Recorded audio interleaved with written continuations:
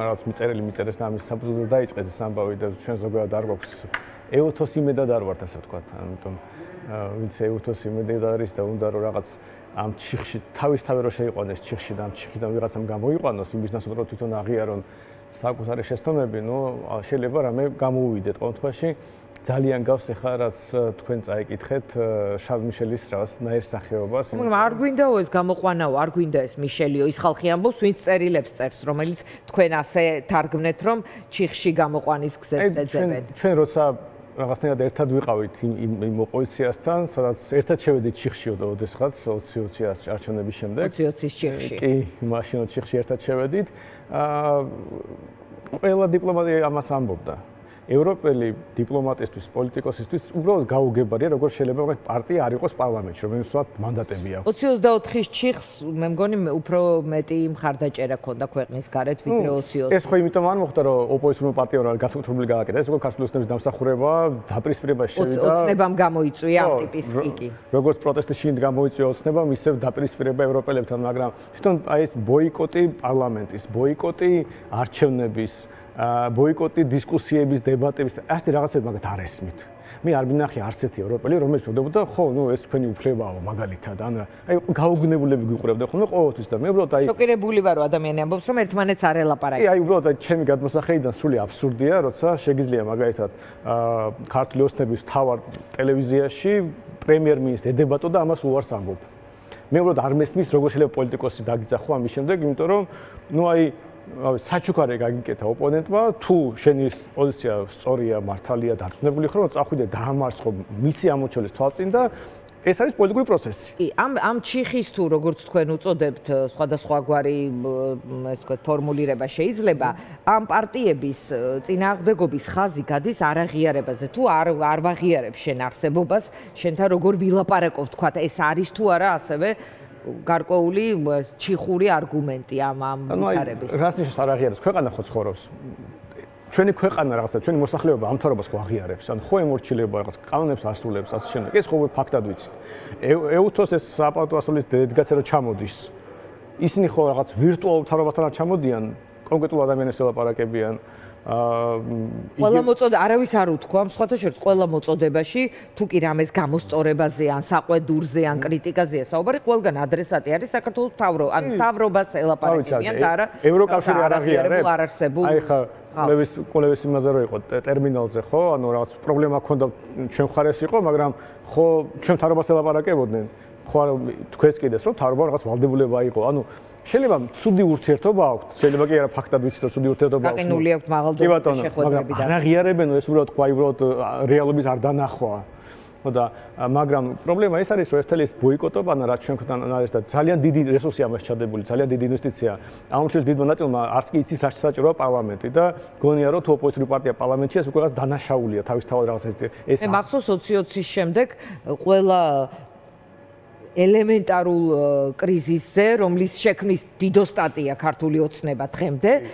გავდივართ პარლამენტში.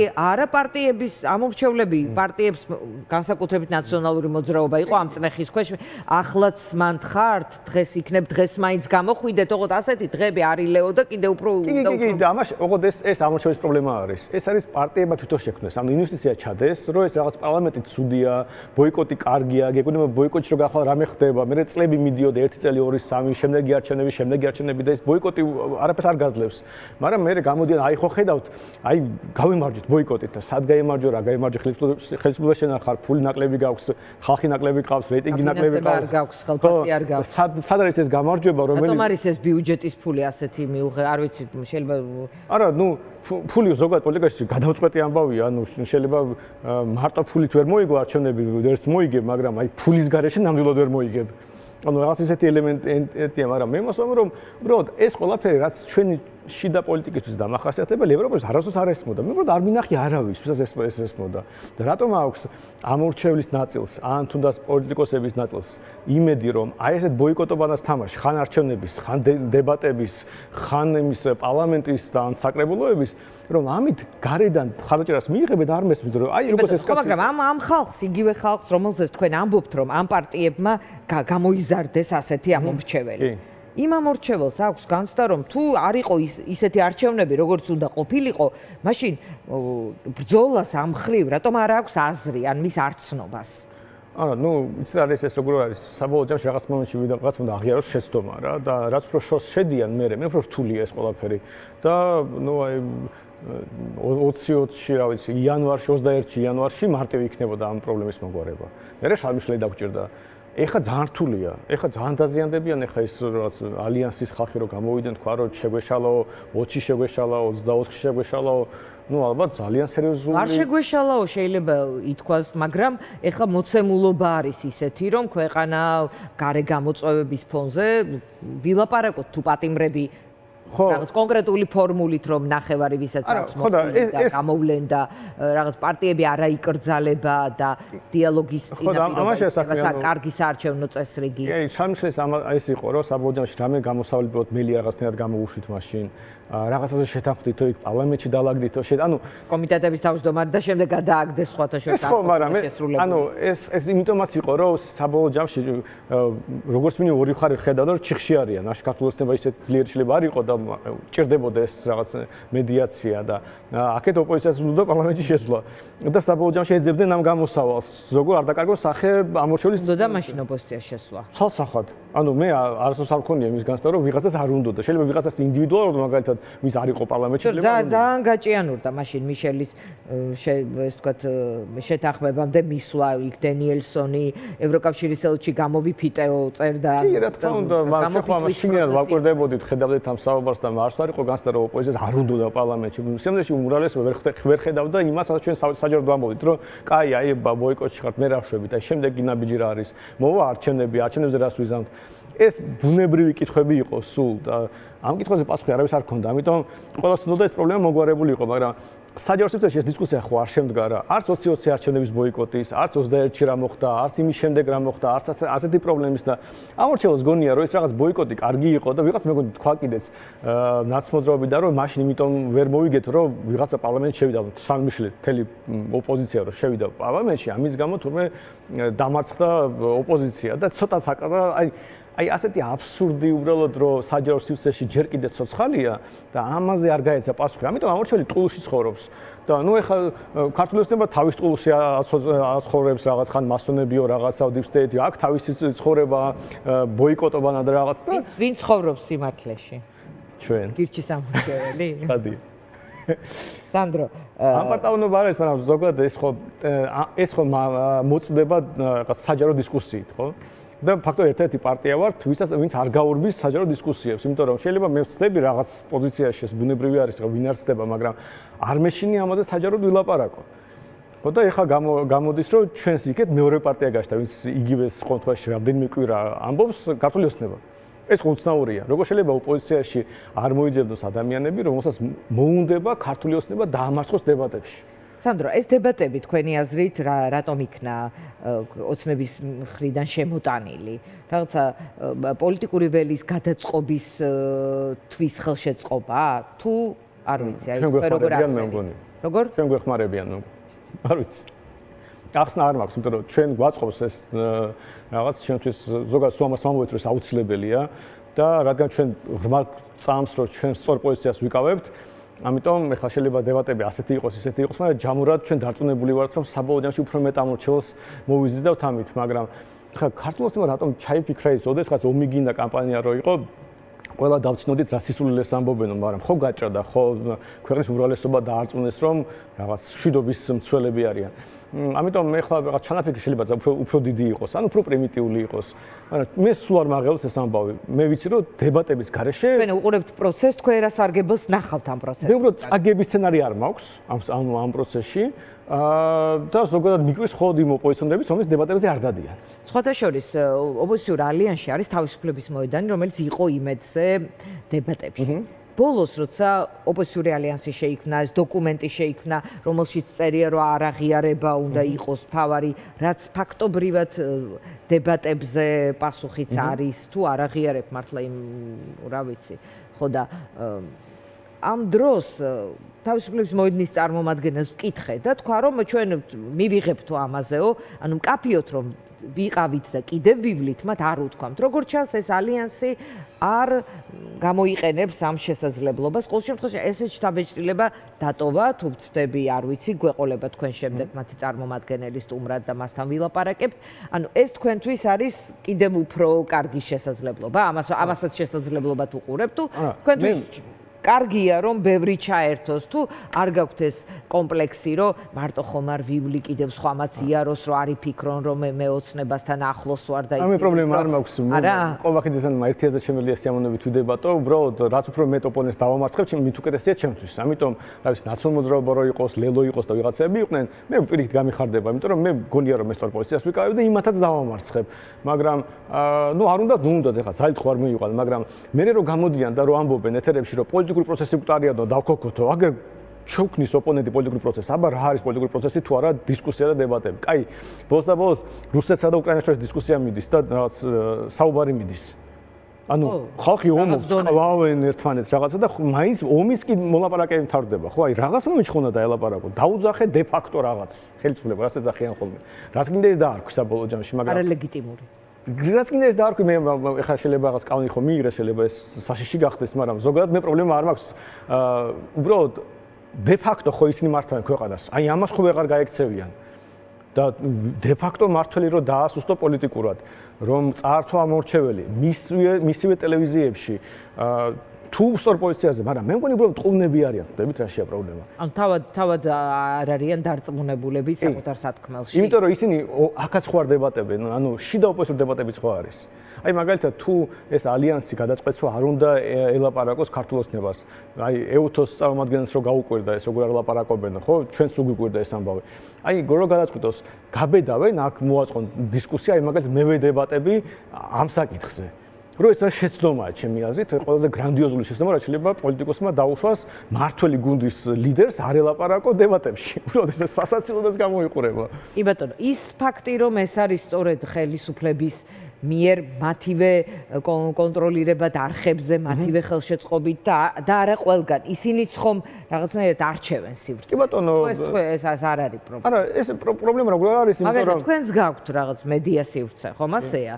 პლატფორმა როგორც პრობლემა არის, იმიტომ რომ რა ვიცი, მაგალითად შეიძლება ბევრი სტუმარი იყოს, რომელიც გიფუჭებს რაღაც გარემოს, იმიტომ რაღაც უაზრობას ლაპარაკობს. ან მაგალითად შეიძლება შენ ოპონენტს უფრო მეტი დრო ქონდეს, შენ მეჯერ შეგაწყვეტინო ჟურნალისტმა, მაგრამ რა ვიცი, ეხლა ზასული ხალხი ვარ, ყველას გვესმის რაღაც ამბავი. აბა ეხლა თად ხო არ პრემიერობას ხო არ გაჩუქებს ივანიშვილი, ხო? ანუ კიდე აი მე მიუხედავად არ მესმის რატომ გააკეთეს ეს, მაგრამ რავი, მე მადლიერი ვარ ამის. ვთქვით რომ სასარგებლო იპოვოთ და პოულობთ ამას. თუ შეგიძლია თქვა და პირობითად კობახიძე თუ ლაპარაკობს 30 წუთს და შენ ლაპარაკობ 15 წუთს. შენ თუ მართალი ხარ 15 წუთი ხო მაინც ელაპარაკე მის ამორჩეველს. რა მნიშვნელობა აქვს? ხო უკეთესია ვიდრე 15 წუთი არ გელაპარაკა. მისი ამორჩევლის დაკარგვა ეს არის ცვლილებების ვთქვათ თავარი შესაძლებლობა. მარტო ეს არის ჩემი აზრით. მარტო ეს არის და სხვა შეიძლება იყოს. იმიტომ რომ ორი ვარიანტია. თუ ხალხი ამბობს რომ ჩვენ უკვე გავიმარჯვეთ უმრავლესობა ვართო, მაშინ რატომ ქნიან ახალ ალიანსებს და რაღაცას? იგი უკვე გამარჯვების ფორმულა იყო ცნობილია, ხო? 4-5-25. თუ გაიმარჯვეს ახალი არ ჭირდებათ. ისე გავიდნენ 4-5-25 არჩევნებზე თუ რაც უნდა ის გააკეთონ, იმიტომ რომ უკვე თუ გაიმარჯვეს. მაგრამ თუ ახალ ალიანსებს და რაღაცას აკეთებს, ესე იგი არ არიან დარწმუნებული რომ გაიმარჯვեն, ეს რაღაც ახალ გზებს ეძებენ და თუ ახალ გზებს ეძებენ, რომ უფრო იმ ტიპის გამარჯვება მოიპოვონ, რომელსაც ვერანაირი რესურსი ვერ გადაწონის. არა, ნუ უბრალოდ აი რაც არ უნდა იყოს, რა არითმეტიკაც არ უნდა გამოიყენოს, სტატისტიკა და ასე შემდეგ, აი 100.000 ამორჩეველი ქართულ ოცნებას ხო ყავს? 800-900 ხო ყავს? და იგივე აი ყველაზე კარგ შემთხვევაში აი მაქსიმუმ ოპტიმისტურად შეხედო ოპოზიციას ამაზე მეტი არ ყავს. ესე იგი, რომ დამაჯერებელი გამარჯვება უნდა იყოს, ერთი 100.000 ხმა უნდა ხონდა წაართვა, 200.000 ხმა ხონდა წაართვა ქართულ ოცნებას. აი სხვანაირად ხო არ გამოდის, უბრალოდ არანაირი რიცხვები სხვანაირად არ გამოდის.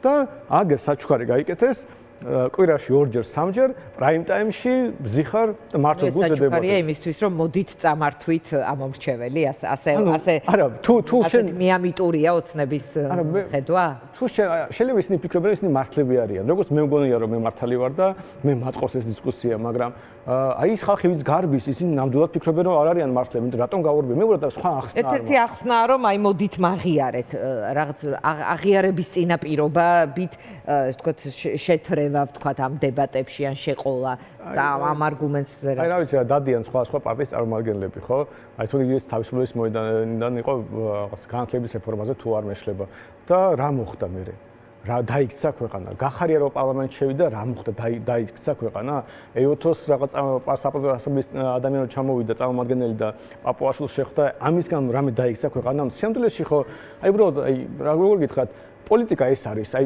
პოლიტიკა საუბარია, ანუ მარტო საუბარია, მეტი არაფერია. პოლიტიკა არის ხელობა, როგორ საუბრით მოაგვარო კონფლიქტი.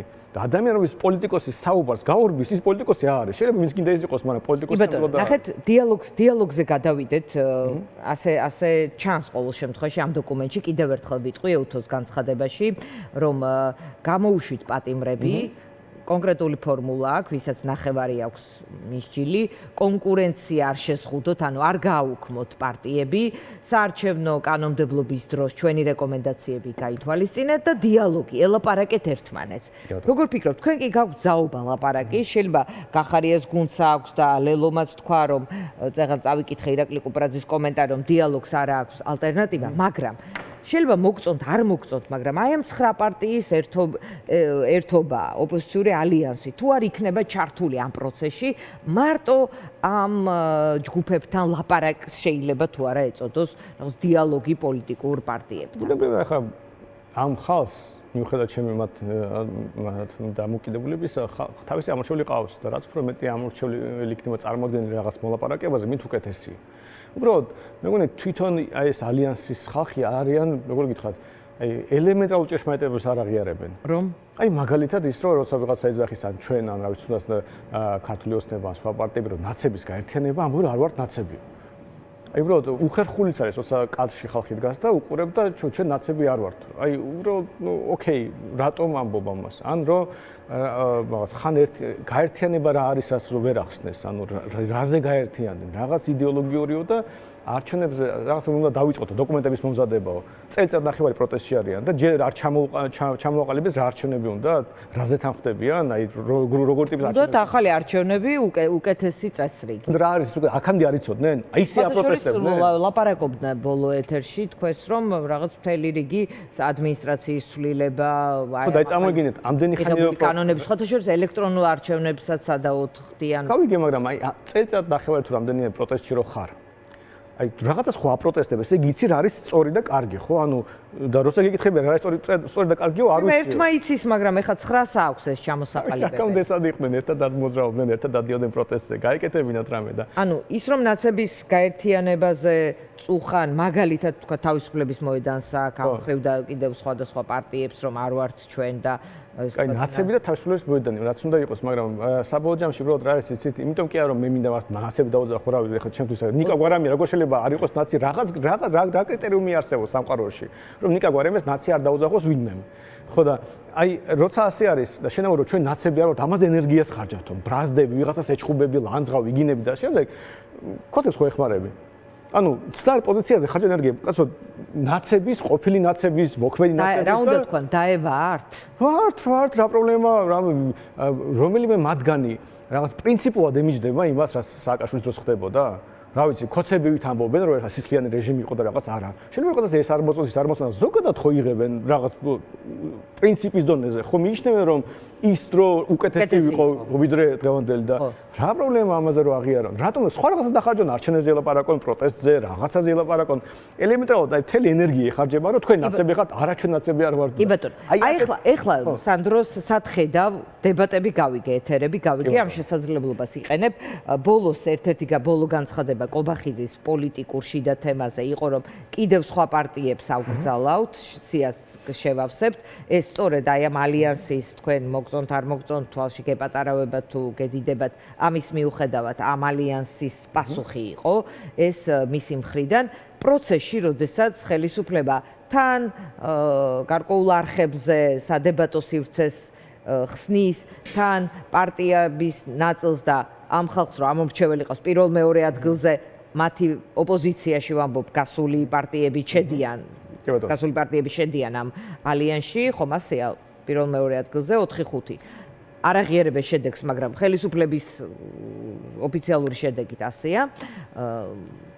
აი როგორ უნდა მოხდეს მათი იგნორირება? არა, არ უნდა მოხდეს და პარტიების აკრძალვა არასწორი. ეს ყველაფერი გასაგები, რომ ეს ხო როგორია იცით, ანუ ქართულ ცნებას მე ხა ხო ვერ აუგზავნო პარტიები. ცოტა კითხვა დამეკარგა, მოკეთ, ამ ვითარებაში, ამ ხალხს რომ აკრძალვა, აი პოლიტიკური პროცესად ხედავთ, პოლიტიკის ადგილს ხედავთ თუ არა მოცემულ. პროცესი, აი რომ ამბობ, პოლიტიკური პროცესი არის ლაპარაკი. აი ხვდებით, აი შეიძლება რაღაც აი გამიგიეკეთ ამორჩევლისგან რომ გეყოთ ლაპარაკი საქმის მიხედვით. ხო და მარტო თქვენი და კობახიძის ლაპარაკით იქნება თქო პოლიტიკური პროცესი. აი გვარამია და კობახიძის ლაპარაკით ხომ არ სჭირდება ამას აი მე და გვარამიამ რომ ვიდებატოთ არ შეიძლება რომ მიპასუხო საიდან არის ხო? როგორ შეიძლება ეს იყო თვითონ ამბობს როცა ადამიანს ამბობს რომ პოლიტიკური პროცესი მკვდარი არის და თვითონ რატომ გაურბიან ამ პოლიტიკურ პროცესს? პოლიტიკური პროცესი ხო მარტო ხელისუფლების მიმართ არის. ანუ ვინ იქნება მთავარი ოპოზიციური პარტია, ეს ხო პოლიტიკური პროცესია. საერთოდ რა პარტიები იარსებებენ და ვინ არის პოლიტიკოსი, ეს ხო პოლიტიკური პროცესია. და ამიტომ როგორ შეიძლება პოლიტიკური პროცესი იყოს მარტო იქ სადაც კობახიძეა, უბრალოდ ეს თავარი შეიძლება იყოს, იმიტომ რომ ისინი ხელისუფლებაში არიან, მაგრამ დანარჩენია თვითონ თავისას პოლიტიკოსებად არ მიიჩნევენ.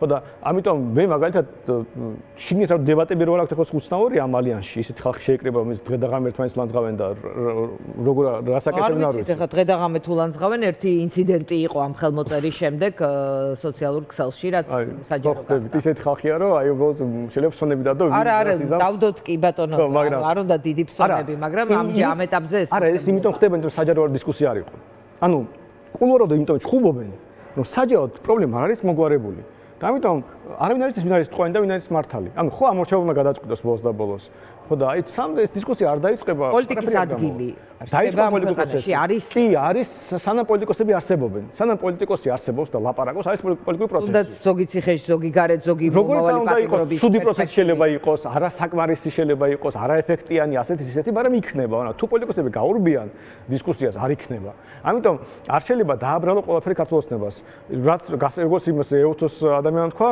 რაღაც უდიდეს პასუხისმგებლობა მაგათ ექნებათ ყველა ვარიანტში მაგრამ შენი ხარ შეასრულე შენ დაიკავე სწორი პოზიცია შენ გააგრძელე პოლიტიკური პროცესი და მე ნახე მე მორალური უპირატესობა მაინც ექნება რომ სხვას რაღაც მოსთხოვო ამიტომ ძალიან მარტივი ამბავია მეგონი რაც არ უნდა იყოს აი რაც არ უნდა იყოს გამოსავალი ხო აი შეიძლება პრობლემა რთულია მიშვებულია და შემდეგ უნდა დაიწყოს დისკუსია ოპოზიციაში სხვა გზა არ არსებობს არავის პოლიტიკა ეს არის მეტი არაფერი არ მოუგონია კაცობრიობას ამ შემთხვევაში და აი სანამ ეს მარტივ ჭეშმარიტებებს უარსებობენ სხვა ოპოზიციური ჯგუფები ცივლიან რუსთავზე და იმედზე დებატებში ფიქრობთ რომ პოლიტიკა გაცხოველდება ქვეყანაში ყველა ვარიანტში რომცა თქვენ სტუდიაში დებატები თქვენ ვიცით რომ თქვენ სტუდიაში რთულია მოვაწყო დებატებში და ოპოზიციური ვიღაცასთან არ დაждდება ვიღაცას მიჭირს კი ოპოზიციურ მედიასაც უჭირს ოპოზიციური დებატები მოვაწყოს ხო და ეს მაინც დაიწყონ ანუ რაღაც ალიანსია ლელოა ჩვენ ვართ გახარიები რაღაც მოვაწყო დისკუსიები ვინ უშლის ხელს რა აქვს დასამალი გავარჩიოთ საკითხები, პრობლემები, ვიპოვოთ გზა. უპასუხოთ მათ შორის ამ კითხვას, კობახიძესთან ვიდებატოთ თუ არა. აი, მე მინდა წავიდე, თქვა, დებატები იქნება, თქვა, შაბათს, არა ვიცი, ორ შაბათს, ორი ორზე ან იმედზე და დიდი მოთხოვნაა თქვენზე, რომ მე სიამოვნებით, მე ზოგადად მგონია, რომ ეს, არ ვიცი, თავარი ამბავია პოლიტიკაში და როგორ შეიძლება ამაზე უარი ვთქვა, მაგრამ აი, დამარწმუნონ რომ ვწდები. კი ბატონო. მადლობა სანდრო. მადლობა თქვენ. მადლობა სანდრო რაქვიაშვილი იყო ჩვენი სტუმარი რეკლამის შემდეგ დავბრუნდებით პირდაპირ.